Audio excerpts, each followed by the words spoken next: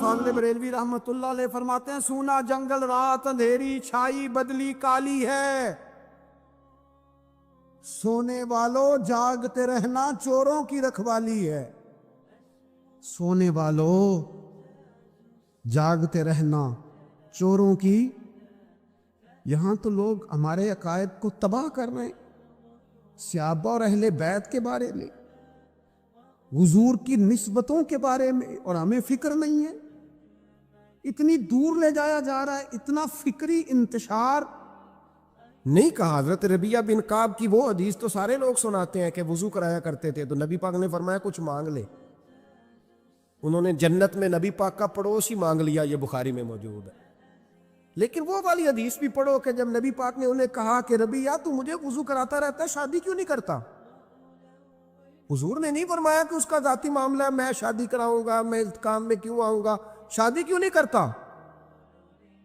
اس کی حضور کوئی کاروبار نہیں، کوئی معاملہ نہیں، کوئی رنگ روپ نہیں، اور آپ کی خدمت سے بھی رک جاؤں گا۔ کہتے ہیں حضور خاموش ہو گئے۔ اگلے دن پھر پوچھا نکاح کیوں نہیں کرتے؟ میں نے کہا حضور نہ کاروبار ہے، نہ گھر ہے، نہ مکان ہے، نہ رنگ روپ ہے، کون رشتہ دے گا؟ جب میں یہ کہہ کے باہر نکلا نا حضور خاموش ہو گئے، تو میرے دل میں خیال آیا ربیعہ تو بحث کیوں کرتا ہے؟ اور ان کو بتاتا ہے جنہیں اللہ نے سارا کچھ ہی عطا فرمایا ہوا ہے۔ حضور کہتے ہیں شادی کیوں نہیں کرتا؟ تو چپ کر کے کہہ دے محبوبہ جیسے دل کرتا ہے ویسے کر دے، تم آگے سے دلیلیں دیتا پھرتا ہے۔ یہ بھی کو بات ہوئی۔ فرماتے ہیں اگلے دن میں نے ارادہ کر لیا، حضور نے اگر آج کہا تو کہہ دینا یا رسول اللہ جیسے دل لو کرے۔ میں نے وضو کرایا، میرا خیال تھا حضور یہاں روک کے کہیں گے، یہاں روک کے کہیں گے، پر حضور نے آج بات ہی کوئی نہ کی۔ میں دیر تک سوچتا رہا یہاں کہیں گے، یہاں کہیں گے، پر آج حضور نے بات ہی نہ کی۔ میں پچھتا رہا تھا کہ 2 دن موقع ملا، میں نے ضائع کر دیا۔ فرماتے ہیں وضو پورا کرا کے جب میں باہر نکلا، دروازے تک پہنچا تو محبوب نے آواز دی، بات سن۔ میں ٹھہر گیا، فرمایا شادی کیوں نہیں کرتے؟ کہتے ہیں میرا تو دل پھولوں کی طرح کھل اٹھا۔ میں نے کہا یا رسول اللہ جیسے دل کرتا ہے کرا دے۔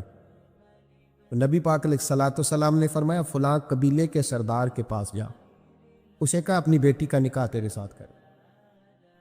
کہتے میں گیا، تھوڑی دیر کے لیے توقف کیا انہوں نے، لیکن پھر وہ راضی ہو گئے۔ میں واپس آیا، سنو یہ جی اس کا ذاتی معاملہ ہے، لیکن نبی پاک نے دیکھا کہ اس کو ضرورت ہے میری، اس کا نکاح نہیں ہو رہا، گھر نہیں آباد ہو رہا، تو حضور نے پورا کردار ادا کیا۔ میرے محبوب کریم علیہ الصلوۃ والسلام نے حضرت حارثہ بن نعمان کو بلایا، فرمایا تیرا ایک مکان خالی ہے؟ کہ یا رسول اللہ ہاں۔ فرمایا یہ میرے ربیعہ کو دے دے، اس میں رہا کرے گا، دلہن کو لائے گا۔ حضرت بریدہ اسلمی کو بلایا، فرمایا ایک کھجور کی گٹھلی کے برابر سونا چاہیے۔ یا رسول اللہ کس لیے؟ فرمایا میرے اس غلام نے اپنی بیوی کو حق مہر دینا ہے۔ حضرت سیدنا عثمان غنی کو بلایا، تیسرے صحابی، فرمایا ایک مینڈے کا بندوبست تو نے کر کے دینا ہے۔ حضور کس لیے؟ فرمایا میں نے اپنے غلام کا ولیمہ کرنا ہے، بکرے کا بندوبست کر۔ ساری تیاریاں کر کے دیں۔ حضرت ربیعہ کہتے ہیں جب میں دلہن بیاہ کے گھر لایا تو میرے دوست یار رشتہ دار مبارک دینے آئے، کہنے لگے تیری کیا بات ہے، شادی بھی اعلیٰ خاندان، ولیمہ بھی، اور کھجور کی گٹھلی کے برابر حق مہر بھی۔ تو حضرت ربیعہ رو پڑے، فرمانے لگے میں تو کالا کلوٹا حبشی غلام تھا، سلام بھی کوئی نہیں لیتا تھا، مجھے مبارک نہ دو، میرے مصطفیٰ پہ درود و سلام پڑھو۔ یہ سارا حضور کا کرم ہے۔ کہتے ہیں اس کا ذاتی معاملہ ہے، بھئی سارا دن تیرے ساتھ رہتا ہے، اٹھتا بیٹھتا ہے، تیری نوکری کرتا ہے، تو نے کبھی پلٹ کے دیکھا ہی نہیں، تو نے کبھی اشک شوئی نہیں کی، تو نے اتنا ٹائم ہی نہیں دیا کہ تیرے کندھے پہ سر رکھ کے رو سکے، تیری توجہ ہی نہیں۔ نبی رحمت علیہ السلام دائیں بائیں والوں، آگے پیچھے والوں کا خیال رکھتے، جہاں جس کو ضرورت ہوتی حضور اس کی ضرورت میں پہنچتے، اشک شوئی کرتے، نبی پاک پیار کرتے۔ کہتے ہیں اس کا ذاتی معاملہ ہے، میں کیا کروں؟ سنو، حضرت جابر بن عبداللہ رضی اللہ تعالیٰ عنہ کے جو والد تھے نا حضرت عبداللہ بن عمر رضی اللہ تعالیٰ عنہ، وہ اعلیٰ ترین احد کے شہید ہیں کہ نبی پاک فرماتے ہیں رب کریم نے خود ان سے گفتگو فرمائی ہے، خود ان سے گفتگو کی اللہ تبارک و تعالیٰ نے۔ حضرت جابر بن عبداللہ کے والد عبداللہ بن عمر احد میں شہید ہو گئے۔ 6 یا 10 مہینے تھی ان کی، قرضے چڑھ گئے، کاروبار میں نقصان ہو گیا۔ ضروری نہیں کہ کوئی آدمی دھوکے باز ہی ہو تو وہ مقروض ہوتا ہے، یہ ضروری نہیں۔ تلک الایام نداولھا بین الناس، اللہ لوگوں کے دن پھیرتا ہے، حالات تبدیل کرتا ہے۔ اب صحابی پہ کچھ شک کر سکتا ہے؟ لیکن حضرت جابر کہتے ہیں اتنا قرضہ چڑھ گیا کہ ایک ایک بال میرا قرضے میں ڈوب گیا۔ قرضے بڑے دینے تھے، مقروض آتے، تنگ کرتے۔ خود نبی کریم علیہ السلام نے فرمایا ہے کہ جو مقروض ہوتا ہے وہ قیدی ہوتا ہے، جب تک قرض دے نہیں لیتا اتنی دیر تک وہ آزاد نہیں ہوتا۔ حضرت جابر ابن عبداللہ کہتے ہیں میرے باغ میں کھجوریں پکی تھی، یہ بخاری میں بھی ہے، کنز العمال میں بھی ہے، ابن کثیر میں بھی ہے، امام حلبی نے سیرت حلبیہ میں بھی لکھا ہے، بیسیوں درجنوں کتابوں میں آپ کو روایت ملے۔ فرمانے لگے کھجوریں جب میری پک کے تیار ہو رہی تھی تو مقروض جب پیسے لینے آتے تو میں کہتا قرضے یہ کھجوریں پکتی ہیں تو دیتا ہوں۔ یہ ہم پنجاب کے لوگ کیا کہا کرتے تھے، ہاڑی سونی جی، یہاں چاول کی فصل پہ، یہاں گندم کے، ہم نے تو کپڑے لیے ہوتے تھے ادھار دکانوں سے کہ فصل پکتی ہے تو پھر دے دیتے ہیں، کہ کھجوریں پکتی ہیں تو دیتا ہوں۔ فرماتے پتہ مجھے بھی تھا کھجوریں زیادہ تھوڑی ہیں اور جن کے پیسے دینے ہیں وہ پیسے، فرماتے ہیں کھجوریں پک گئی، اتاری تو یہ تو 11 گنا بھی اور ہو تب بھی قرضہ نہیں اترتا۔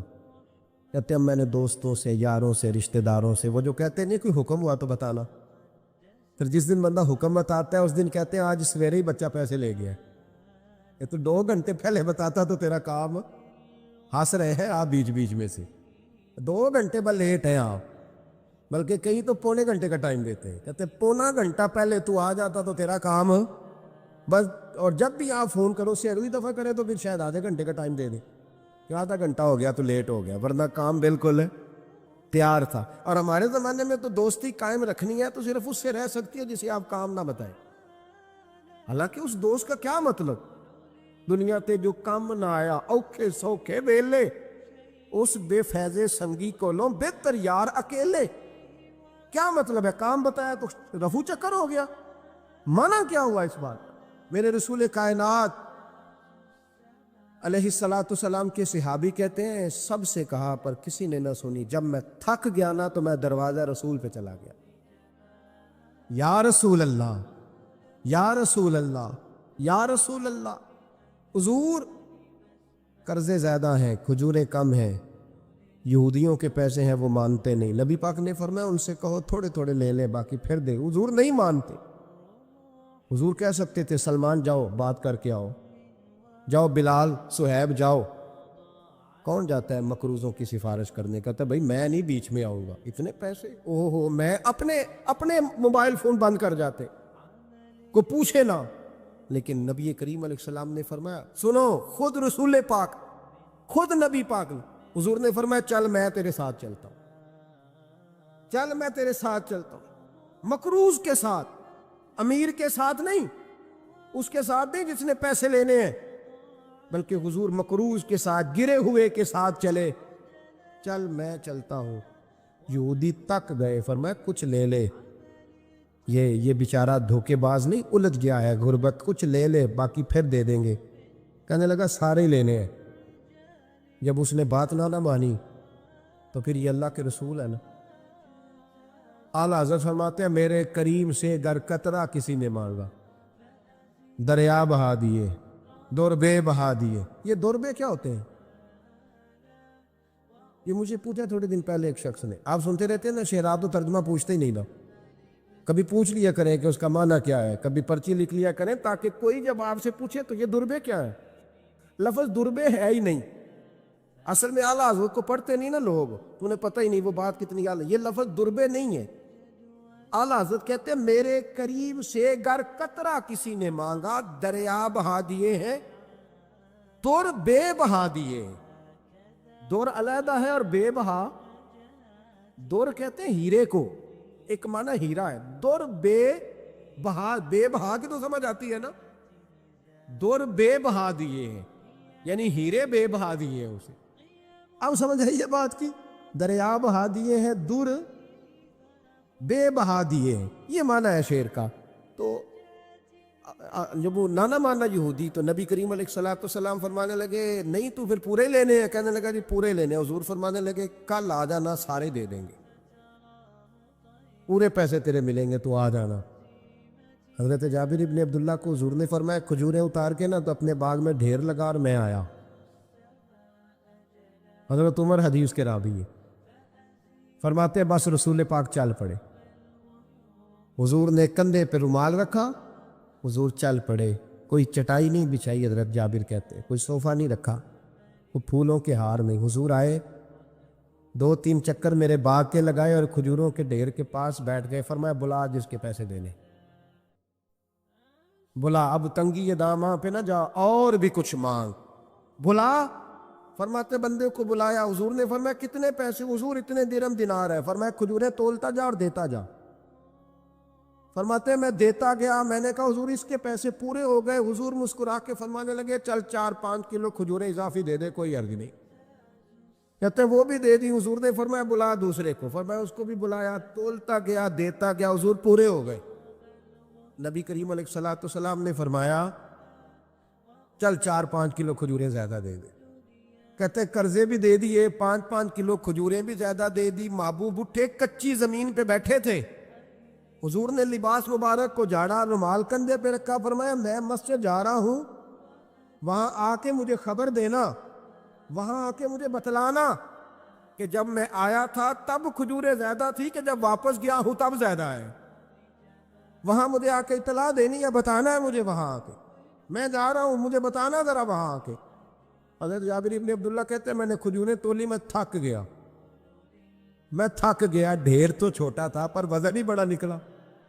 کہتے ہیں میں تھک گیا، جتنی دی تھی نا اس سے زیادہ تول کے باقی پڑی رہنے دی۔ میں مسجد میں گیا، ذرا لفظ سننا حدیث کے، کہتے ہیں مسجد میں گیا، جا کے عرض کی یا رسول اللہ میں تول آیا ہوں، جب آپ آئے تھے تھوڑی تھی اور جب واپس آئے ہیں تو کئی گنا بڑھ گئی ہیں۔ حضور نے پتہ کیا فرمایا؟ فرمایا یہ بات نا جو تو نے مجھے بتائی ہے، یہ بات ذرا میرے عمر فاروق کو بھی بتا، عمر بڑا راضی ہوگا، عمر کو بھی بتلا یہ بات۔ گویا نبی پاک کے معجزات کی، فضائل کی، شمائل کی باتیں جب بتائی جاتی تھیں صحابہ کے دل ٹھنڈے ہوتے۔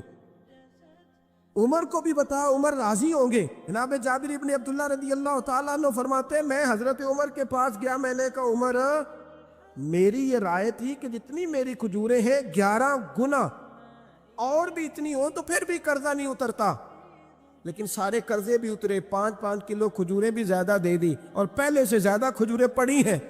تو کہتے ہیں حضرت عمر کی آنکھیں روشن ہو گئی، چہرہ مسکرانے لگا، کہنے لگا تو اب بتا رہا ہے نا، اب واپس آ کے رزلٹ سنا رہا ہے، تو صحابہ سے پوچھ لے جب نبی کریم گئے تھے تو میں نے اسی وقت کہا تھا، حضور کے جاتے ہی میں نے کہا تھا اب دیکھنا رب کریم جابر بن عبداللہ پر ساری ہی رحمتیں نازل فرما دے، اللہ ہر قسم کا کرم فرمائے گا، خیر ہی خیر ہو جائے گی، دیکھ لے میں نے پہلے بتلا دیا۔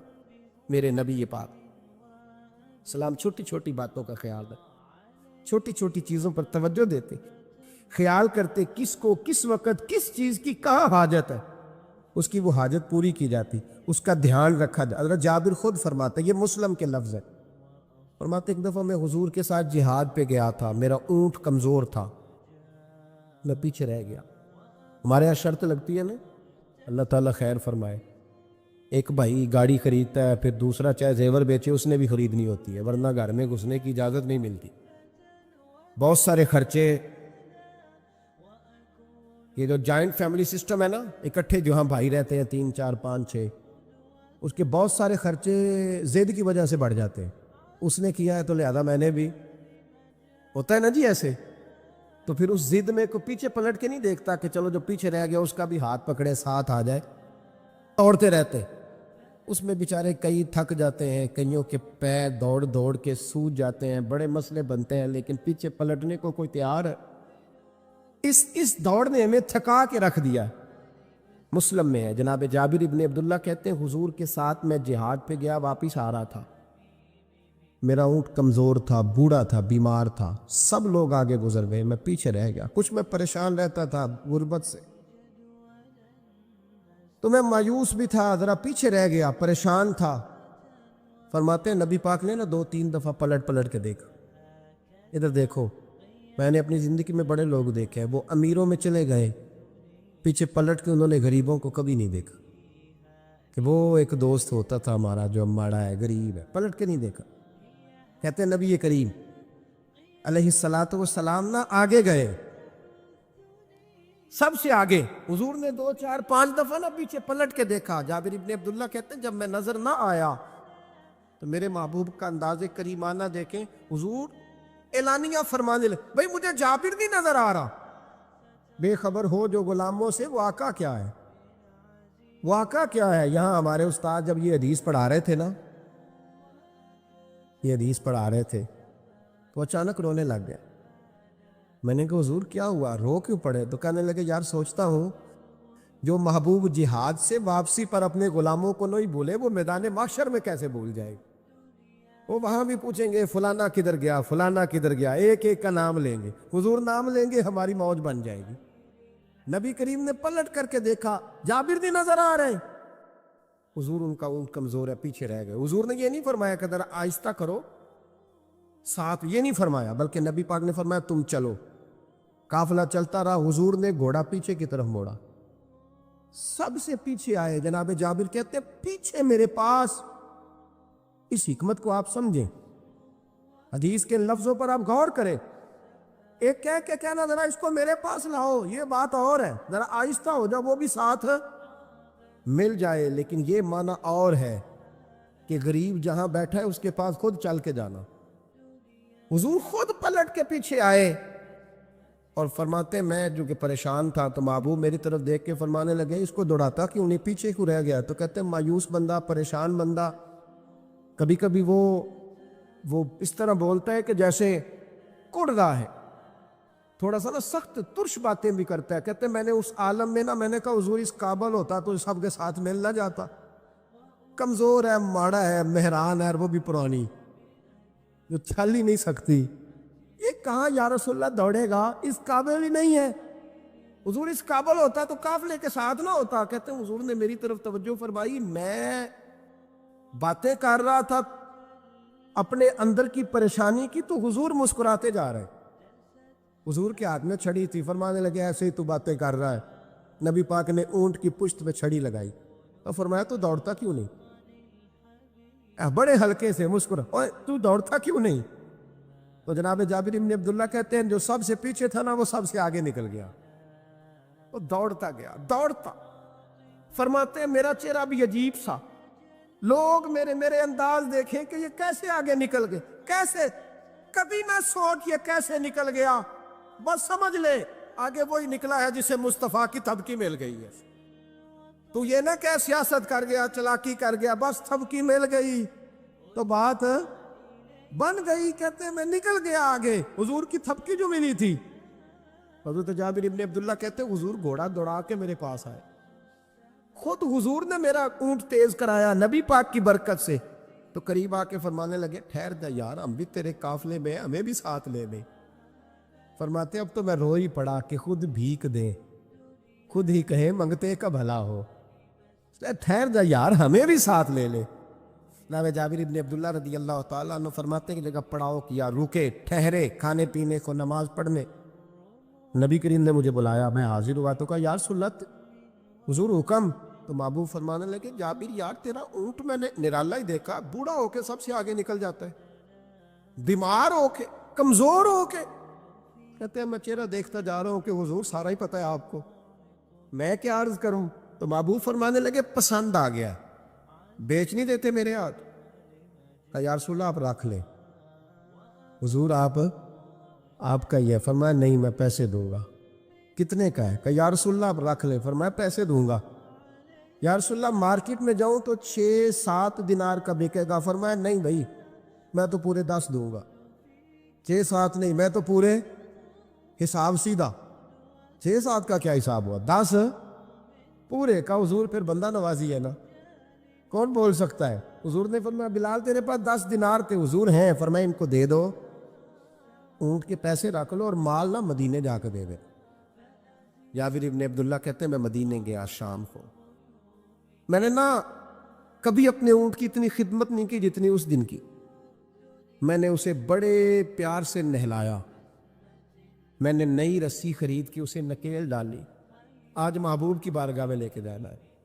کہتے ہیں تیاری کر کے نا، تیاری پوری تیاری کر کے، تن تندور ہڈاں دا بالن تے اسی ہاواں نال تپایا، کپ کپ مکیاں پیڑے کیتے، عشق پلیتھن لایا، تن دا سالن تے من دی ہانڈی، اتو نون صبر دا پایا، غلام فریدا وے میں ساری تیری، تینوں اجے یقین نہیں آیا۔ کہتے ہیں اسے بڑے پریم سے، بڑی محبت سے سجا کے، سوار کے، نکھار کے، تیار کر کے میں نبی کریم کی بارگاہ میں لے کے گیا۔ ظہر کی نماز پڑھ کے حضور نکلے، میری طرف دیکھا، میں نے کہا حضور پیسے لے لیے تھے، یہ آپ کا سامان ہے، مال ہے؟ کہتے حضور نے نکیل تھامی، میں واپس پلٹا، ابھی گلی کی نکر مڑا نہیں تھا، حضور نے آواز دی، جابر ذرا سن تو صحیح۔ کہتے میں واپس آیا ہوں تو حضور مجھ سے باتیں کرنے لگے، فرمانے لگے یہ میرا اونٹ ہے، اسے کمزور اور بوڑھا نہ سمجھنا، کبھی جانوروں میں دوڑا کے دیکھنا، سب سے آگے نکل جاتا۔ اور کریم محبوب فرمانے لگے 6-7 دینار کا نہ سمجھنا، میں نے پورے 10 دینار کا خریدا۔ اور پھر حضور پھر مسکرائے، فرمایا جابر تمہیں پتہ ہے تحفہ لینے دینے سے محبت بڑھتی ہے؟ حضور ہاں۔ فرمایا رکھ لو، میں تمہیں تحفے میں دینا چاہتا ہوں، رکھ لو، میں تحفے میں دینا چاہتا ہوں۔ جناب جابر ابن عبداللہ کہتے ہیں میں واپس لوٹ رہا تھا، رو رہا اور کہہ رہا تھا جیسا نبی اللہ نے مجھے دیا، جیسا رسول اللہ نے، سب سے اولا ہو اعلیٰ ہمارا علم۔ آنکھیں بند کر کے جھوٹ کی زندگی جی کے، اپنے ساتھ بددیانتی کر کے، دھوکہ دے کے اپنے آپ کو، دائیں بائیں اپنے آپ کو کہیں مصروف رکھ کے کچھ وقت ضائع تو کر لیتے ہو، پر تمہیں پتہ تو ہے نا کہ عبادت اللہ کی کرنی، تمہیں اس کی خبر ہے۔ اور میرے رسول پاک علیہ وسلم نے فرمایا بندہ اللہ کے سب سے قریب اس وقت ہوتا ہے جب وہ سجدے کی حالت میں ہوتا ہے۔ کس کے قریب ہوتا ہے؟ اللہ کے سب سے قریب ہوتا ہے، وہ بڑا نیڑے ہے رب کے، بڑا قریب ہے، اس لیے کہ وہ حالت سجدہ میں، وہ جب سجدے کرتا ہے نا، اس کی بارگاہ میں جب جھک جاتا ہے۔ آپ ذرا سجدے کی کیفیت دیکھیں نا، زبان بھی یہاں ہے، آنکھ بھی یہاں ہے، کان بھی، عقل بھی ساری، اس نے سارا کچھ رکھ دیا سجدے۔ آپ وہ کبھی پیچھے جائیں تو دیہاتوں میں کہا جاتا تھا ناک سے نکیریں نکالو، بہت بڑی سزا ہوتی تھی نا، ناک سے نکیریں نکالو، بڑی سزا ہوتی تھی۔ تو اس نے کہا مالک مجھے کسی نے کہا نہیں، پر دیکھنا میں نے رکھ دی ساری عقل سجدے میں، اور رکھ کے کہا کیا سبحان ربی یا اللہ، اللہ میں پست ہوں تو اعلیٰ، اللہ تو میرا رب ہے اور تو سب سے اعلیٰ اتنا۔ اور فرمایا جب یہ اس کیفیت میں ہوتا ہے تو پھر یہ اپنے رب کے قریب ہوتا ہے۔ میرے نبی کریم علیہ الصلاۃ والسلام نے مصلی سے دل لگانے کا درس دیا، حضور نے توجہ دلائی، صحابہ اس ذوق کے حامل لوگ تھے، وہ کوشش کرتے تھے۔ جناب صدیق اکبر رضی اللہ تعالیٰ عنہ کا عبادت کا مزاج ہمیشہ قائم رہا۔ حضرت عمر فاروق ساری رات اللہ کے حضور کھڑے رہے۔ حضرت عثمان غنی رضی اللہ تعالیٰ عنہ عشاء کی نماز پڑھ کے 2 رکعتوں کی نیت باندھتے تھے، 15 سپارے پہلی رکعت میں پڑھ دیتے اور 15 سپارے قرآن مجید کے دوسری رکعت میں پڑھ دیتے۔ آپ نے نا حضرت عمر فاروق کے وصال کے بعد ان کی ایک بیوہ سے نکاح کیا، حضرت عثمان غنی نے نکاح کیا۔ وہ خاتون آپ کے نکاح میں آئیں تو عرض کرنے لگی امیر المومنین میرے لیے اعزاز تو بہت ہے کہ میں امیر المومنین کی بیوہ تھی تو امیر المومنین کی منکوحہ ہو گئی ہوں، لیکن حضور نہ تو میں جوان ہوں کہ میرے اندر رغبت ہوتی اور نہ میں اب اس قابل ہوں کہ کوئی خدمت کر سکوں، میرے ساتھ نکاح کی وجہ کیا بنی؟ عثمان غنی رو پڑے، فرمانے لگے میں نے عمر فاروق کو مسجد میں اپنے رب سے ڈرتے ہوئے دیکھا، میں نے اسے روتے ہوئے دیکھا، عدل کرتے دیکھا، انصاف کرتے دیکھا، امت کی خیر خواہی کرتے دیکھا۔ تمہارے ساتھ نکاح اس لیے کیا ہے کہ تم مجھے یہ بتاؤ کہ عمر فاروق گھر کے اندر اپنے رب کو کیسے راضی کرتے، گھر کے اندر کیسے راضی کرتے تھے، وہ طریقے بتلاؤ، تم بتاتی جانا اور میں بھی اسی طرح گھر میں عبادت کروں۔ جس گھر میں اللہ کا ذکر ہوتا ہے وہ گھر زندوں کا ہے، اور جس گھر میں رب کریم کا ذکر نہیں ہوتا وہ گھر زندوں کا نہیں ہے۔ گھر نہ ہم نہ کتابوں میں پڑھتے ہیں کہ بزرگ کہتے ہیں، حضرت فضیل بن ایاز کہتے ہیں کہ میں ایک گلی سے گزر رہا تھا تو گھر کے اندر کسی قاری صاحب نے قرآن کی آیت پڑھ دی، وَلِمَنْ خَافَ مَقَامَ رَبِّهِ جَنَّتَانِ۔ میں تو میرے کانوں سے ٹکرائی تو اللہ نے میری کایا ہی پلٹ دی، میں توبہ کر گیا۔ اب گھر کے اندر سے آواز آئے تو صحیح نہ تلاوت کی، پر اندر سے آواز آتی نہیں ہے، ڈیک بجنے کی آواز آتی ہے، یا ٹی وی چلنے کی آواز آتی ہے، یا دھوم مچانے کی آواز آتی ہے۔ عبادت کا وہ جو خاص شوق تھا، وہ جو حسن تھا، وہ جو توانائی، وہ جو بات۔ ایک جگہ پہ ہم بیٹھے تھے تو وہاں ایک صاحب آئے اور انہوں نے آتے ہی کہا کہ مہربانی کریں ذرا مجھے مصلی دے دیں، میرے میں کچھ نفل رہ گئے۔ تو میں نے وضو کر لیا تو کوئی مصلی مل جائے، مصلی انہیں دے دیا گیا، وہ مصلی لے کے چلے گئے۔ تو پیچھے ایک صاحب نے تبصرہ کیا کہ انہوں نے کتنا ریاکار بندہ ہے، لوگوں کو دکھا رہا ہے کہ میں نفل پڑھتا ہوں، ہے کو بات کرنے والی۔ میں نے اسے کہا، میں نے کہا تو مہربانی کرنا، اس طرح کی ریاکاری تو بھی کر، پکڑ مصلی اور جا تو بھی تھوڑی ریاکاری کر کے آ، اٹھ ذرا شکر کر، کوئی یہ ریاکار بھی ملا ہے، کوئی نفل پڑھ کے ریاکاری کر رہا ہے۔ اللہ کا میں کہتا ہوں کو پڑھے تو صحیح نہ، یا یہ کوئی دور ہے نفل پڑھنے کا؟ اس میں تو لوگوں کا مزاج ہی نہیں، طبیعت ہی نہیں۔ میں نے کہا چل مہربانی کر یہ دے مصلی اور تو بھی جا تھوڑی سی کاریا ریاکاری کرو تو صحیح نا، مزاج ہی نہیں، ذوق۔ جمعے کی نماز پڑھ کے یوں دنیا بھاگتی ہے، او ہو پتہ نہیں کون سی پیچھے آگ تھی جو بجھائی جائے گی۔ اور آج تک لوگ مسئلہ پوچھ رہے ہیں کہ جمعے کی بعد والی سنتیں کتنی ہوتی ہیں۔ میں نے کہا کتنے سال ہو گئے جمعہ پڑھتے، کتنے سال ہو گئے، ابھی تک سنتوں کا نہیں پتہ، ابھی تک نہیں علم کے پہلے کتنی رکھتے ہیں اور بعد میں کتنی رکھتے ہیں۔ فجر کی سنتیں کب پڑھنی چاہیے؟ سنو فجر کی سنتوں کے بارے۔ میرے رسول کریم سید عالم صلی اللہ تعالیٰ علیہ وسلم سے ایک صحابی نے پوچھا تھا، حضور میری فجر کی سنتیں رہ گئیں یا رہ جاتی ہیں تو حکم کیا ہے؟ کیا انداز ہے حضور کا، بخاری مسلم کے لفظ سنو۔ حضور سید عالم صلی اللہ علیہ وسلم فرمانے لگے، اس نے کیا پوچھا تھا؟ حضور جواب کیا دیتے؟ فرمایا فجر کی سنتیں کبھی نہ چھوڑنا، فجر کی پہلی 2 سنتیں کبھی نہ چھوڑنا۔ یا رسول اللہ صلی اللہ تعالیٰ علیہ وسلم میری رہ گئی ہیں، رہ جاتی ہیں۔ فرمایا فجر کی 2 سنتیں نہ چھوڑنا، فرمایا فجر کی پہلی 2 سنتیں مجھے دنیا اور دنیا کے اندر جو کچھ ہے وہ سب سے زیادہ پیاری ہے۔ فجر کی 2 سنتیں دنیا اور دنیا میں جو کچھ ہے مجھے وہ سب سے زیادہ پیاری ہے، اس لیے فجر کی سنتیں نہ چھوڑ۔ اپنا ذوق، اپنی طبیعت، ہم نے نا ذوق غلط بنا لیا۔ اگر 20 بندے کہہ بھی دیں گے تو نے بڑی شاندار تلاوت کیا تو کیا اس سے بنے گا؟ 100 بندہ کہہ بھی دے تیری کیا بات ہے، کیا بات ہے نعت خاں کی، کیا بات ہے علامہ صاحب کی، پیر صاحب کی، پیر مہر علی شاہ صاحب رحمۃ اللہ علیہ۔ آپ تشریف فرماتے تو آپ کے ایک ہی بیٹے بابو جی جن کو کہا جاتا ہے، جس دن صاحبزادے پیدا ہوئے تو خادم نہ وہاں سے نکلا۔ ان لوگوں کے شوق اور طرح کے تھے نا، تو ان کی توجہ بھی اپنے شوق کی طرف رہتی، تو خادم نکلا اندر سے، پیر صاحب مبارک ہو، پیر صاحب مبارک ہو، پیر صاحب مبارک ہو، پیر صاحب مبارک، وہ شور کر رہا ہے۔ تو پیر صاحب کو وجد ہو گیا، اللہ اکبر، اللہ اکبر، اللہ، کیا ہوا؟ کس چیز کی مبارک دے رہے ہو؟ اس کی حضور اللہ نے بیٹا دیے۔ تو آپ فرمانے لگے اچھا حضور آپ کیا ہوا، آپ تو پریشان ہو گئے۔ فرمانے لگے جب تو نے 3 دفعہ کہا نا مہر علی کو مبارک ہو تو میں سمجھا تھا شاید تجھے کسی نے بتا دیا ہے کہ مہر علی سے اللہ راضی ہو۔ میں سمجھا تھا کہ شاید تو یہ خبر لے کے آیا ہے کہ کسی نے بتایا ہے کہ مجھے آج خبر ملی ہے کہ مہر علی سے رب، اچھا پتر ہوا ہے، الحمدللہ اللہ کا شکر ہے، پر میرے لیے مبارک کا دن وہ ہوگا جب میرا رب کہے گا کہ میں مہر علی سے راضی، میرے محبوب کہیں گے کہ میں مہر علی سے۔ آپ بات کو سمجھیں، شوق ہی کسی اور طرف تھا، دل ہی کہیں اور لگا ہوا تھا، طبیعت ہی کہیں اور مائل تھی۔ کوئی وظیفہ پوچھتے تھے تو پڑھتے تھے وہ لوگ، کچھ اللہ اللہ انہیں بتائی جاتی تھی تو کرنے کا ذوق رکھتے تھے، طبیعت تھی، قائل تھے۔ حضرت ربیع کہتے ہیں میں بڑی دور سے سفر کر کے گیا حضرت اویس کرنی سے ملنی،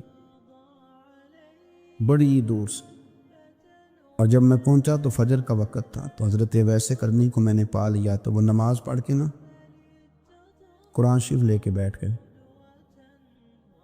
فرماتے ہیں اشراق چاشت کا وقت ہوا تو نفلوں کی نیت باندھ لی۔ محدث ابن الجوزی نے لکھا ہے، فرماتے ہیں پھر جب زوال کا وقت ہوا تو مسجد میں جھاڑو دینے لگ گئے۔ زور کی نماز پڑھ کے تو عصر کی تیاری تک وہ مسجد میں بیٹھے رہے، اور میرے نبی پاک علیہ السلام نے فرمایا جو نماز کے انتظار میں بیٹھا ہو وہ نماز ہی میں ہے، وہ نماز ہی میں ہے۔ فرمایا میری دنیا، میری امت کی جو رہبانیت ہے نا وہ اتنی ہے کہ نماز کا انتظار کرے، اذان کے بعد نماز کا یہ راہب ہے، یہ اس وقت چھوڑ کے بیٹھے ہیں ذرا۔